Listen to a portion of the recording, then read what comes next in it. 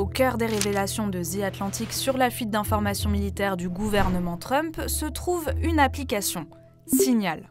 Le conseiller à la sécurité nationale Mike Waltz a invité par erreur le rédacteur en chef de The Atlantic, Jeffrey Goldberg, dans un groupe de discussion Signal consacré à des frappes américaines contre les Houthis et incluant les plus hauts responsables américains. I mean, I don't mean to be pedantic here, but how did the number Have you ever had somebody's contact that shows their name and then you have somebody else's number there? Oh, I never make those mistakes. Right? You got somebody else's number on someone else's contact. So of course I didn't see this loser in the group. L'erreur est donc humaine, mais Donald Trump tente de détourner les regards en pointant du doigt le réseau.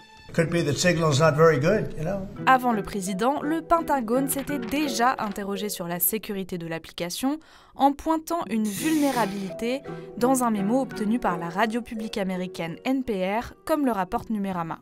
Signal s'est défendu sur X. Cela n'a rien à voir avec la technologie au cœur de Signal. Il s'agissait d'une mise en garde contre les escroqueries par hameçonnage visant les utilisateurs de Signal. L'hameçonnage n'est pas nouveau et il ne s'agit pas d'une faille dans notre cryptographie ou dans l'une des technologies sous-jacentes de Signal. Signal fonctionne depuis 2014 avec la technologie dite du chiffrement de bout en bout. En gros, lorsque vous envoyez un message, il est chiffré dès son envoi et n'est déchiffré qu'à la réception par le destinataire. Entre, il est complètement protégé. Ni un tiers, ni Signal, ni l'opérateur téléphonique ou le système d'exploitation du téléphone ne peut le lire. Les métadonnées, c'est-à-dire les informations de l'utilisateur ou par exemple l'heure d'envoi du message, sont elles aussi confidentielles. C'est pour cette raison que Signal est considéré comme l'une des messageries grand public les plus sécurisées au monde. You use Signal and we use Signal and everybody uses Signal. Bref, la plateforme est solide et en plus dans le cas de cette fuite, l'erreur vient d'un humain. Look, I take full responsibility. I built the group.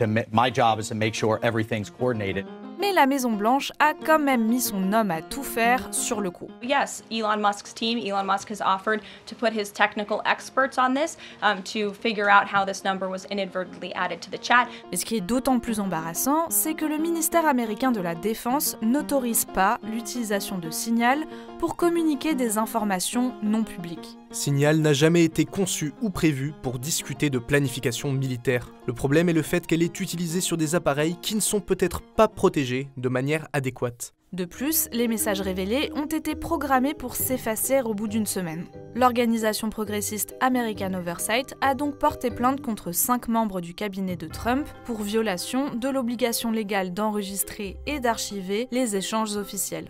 Il y a beaucoup de bonnes raisons d'être sur Signal. L'une d'elles est désormais la possibilité pour le vice-président des États-Unis de vous inclure au hasard dans une discussion de groupe sur la coordination d'opérations militaires sensibles. Ne laissez pas passer cette opportunité. A fanfaronné sur X, le fondateur de Signal, qui préfère se réjouir de ce coup de pub offert à son réseau.